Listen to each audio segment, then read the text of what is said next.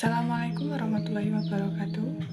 Perkenalkan, nama saya Ana Kusumawati Sugiyarti dengan nomor NPM 2222011067 dari Prodi S1 Keperawatan Reguler kelas A, Universitas Jenderal Ahmad Yani Yogyakarta. Saya di sini akan mempresentasikan tentang sistem pensyarafan dari bagian-bagian serta fungsinya. Oke, mari kita simak videonya. Baik, di sini saya akan menjelaskan bagian-bagian dari sistem pencernaan manusia serta fungsinya. Untuk bagian yang pertama, ini bernama kelenjar parokis.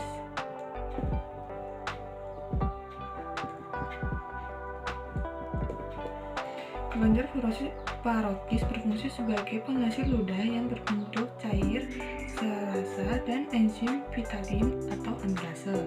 Yang kedua, kelenjar subliminal.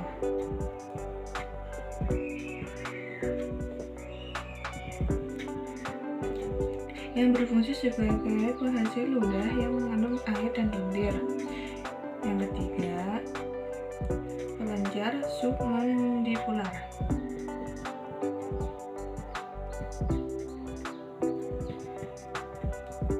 Kelenjar ini berfungsi untuk menghasilkan air liur yang paling banyak sekitar 70%.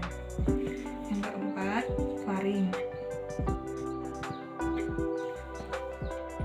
Faring berfungsi sebagai arus alat pencernaan yang membawa makanan dari rongga mulut sampai dengan esofagus. Yang kelima, trakea. Trakea untuk membawa udara masuk menuju paru-paru. Yang keenam, esofagus atau kerongkongan.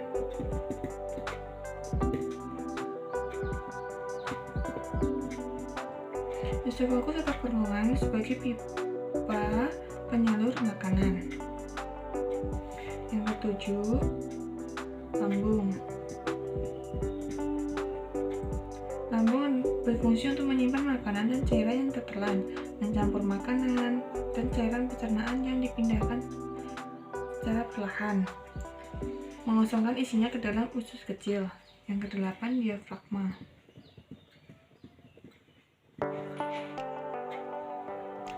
Diafragma membantu saat bersin, muntah, BAB, buang air kecil dengan meningkatkan tekanan pada rongga perut. Yang kesembilan, limpa.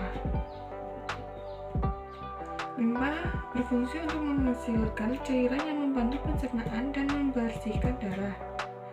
Yang ke-10, hati. Hati berfungsi untuk membantu menstabilkan kadar gula darah atau glukosa. Yang ke-11, kandung empedu.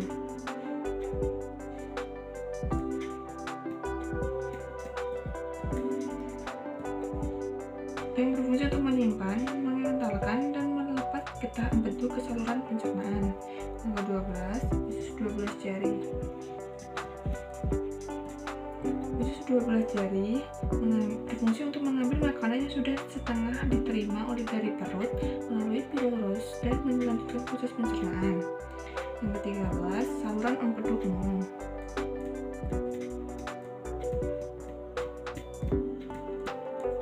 Saluran empedu umum berfungsi untuk membantu pencernaan dengan mengemulsikan lemak. Yang ke-14, pankreas. Pankreas berfungsi sebagai organ yang memproduksi enzim untuk menghancurkan dan mencerna makanan dari dalam perut. Yang ke-15, kolon transferum atau usus besar mendatar.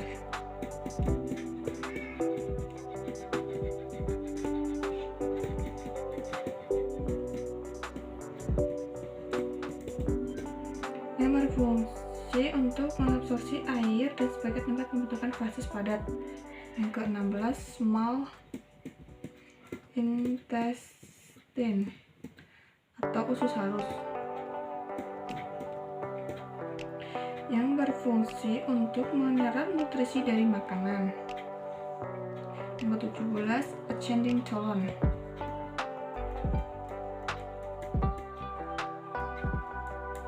Atau yang biasa disebut dengan usus besar naik. Berfungsi untuk sebagai tempat menyerap cairan dan vitamin, memproduksi antibodi dan membentuk tinja. Yang ke-19, berfungsi untuk membantu pencernaan bahan makanan yang mengandung serat. 19. Appendix. Appendix berfungsi sebagai organ imunologi dan secara aktif berperan dalam sekresi imunoglobulin. Yang ke-20, descending colon.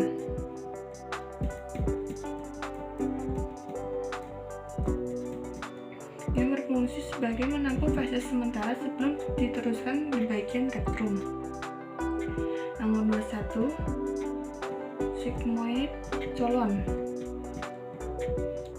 Berfungsi untuk menampung feses sementara sebelum ke rektum. Nomor 22, rektum. Rektum berfungsi untuk menerima dan menyimpan limbah dari kolon hingga dikeluarkan oleh tubuh melalui anus. Yang terakhir adalah anus, yang berfungsi untuk mengeluarkan feses dan saluran pencernaan. Sekian penjelasan dari saya.